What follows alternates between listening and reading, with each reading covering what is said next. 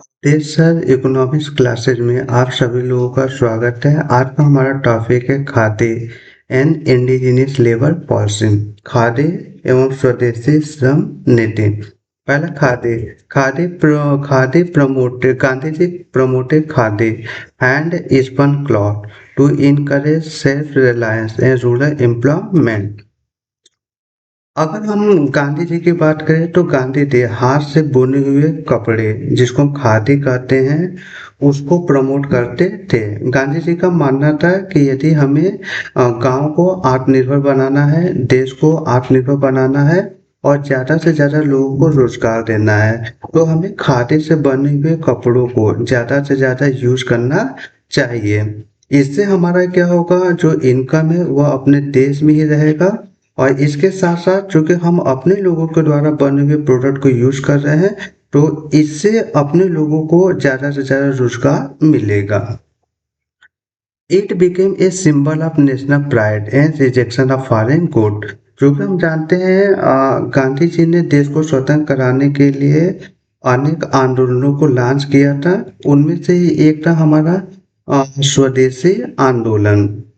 स्वदेशी आंदोलन का मतलब था कि अपने देश में बने हुए प्रोडक्ट को ज़्यादा से ज़्यादा यूज कीजिए और जो बाहर से प्रोडक्ट आ रहा है उसका यूज मत कीजिए, क्योंकि यदि बाहर के प्रोडक्ट का यूज करते हैं तो हमारा पैसा बाहर चला जाता है और हमारे लोगों को रोजगार नहीं मिलता है।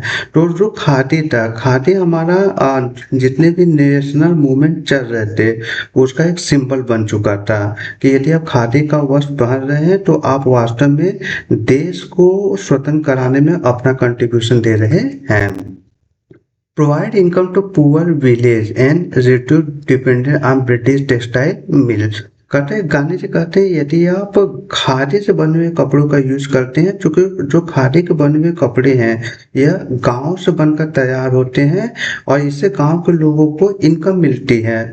और चूंकि हम यदि बाहर से बने हुए कपड़े यूज कर रहे हैं जो कि ब्रिटिश टेक्सटाइल मिल के द्वारा बने हुए कपड़े उसको यूज कर रहे हैं तो हम एक तरफ तो अपने लोगों को ज़्यादा से ज़्यादा बेरोजगार कर रहे हैं, दूसरों हमारा जो इनकम है, हमारा जो पैसा है वह विदेशों में जा रहा है जो कि हमारे देश के लिए सही नहीं है।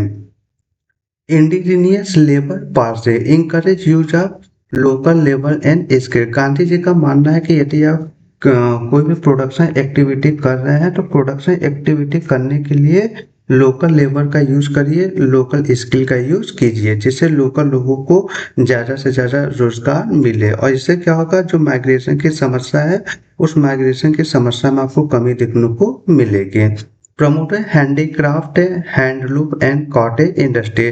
गांधी जी लोकल लेबर को यूज करने के लिए ज़्यादा पक्षधर थे और उनका मानना था कि जो लोग भी हैंडीक्राफ्ट इंडस्ट्री को रन कर रहे हैं, हैंडलूम इंडस्ट्री को रन कर रहे हैं, कॉटेज इंडस्ट्री को रन कर रहे हैं, उनको ज़्यादा से ज़्यादा लोकल स्किल और लोकल लेबर को ही यूज करना चाहिए जिससे लोगों लोकल लेबर पर जो अनएम्प्लॉयमेंट की समस्या है, लोकल लेबर पर जो इनकम की समस्या है उस समस्या में कमी देखने को मिले। Focus on labour intensive production to generate more employment.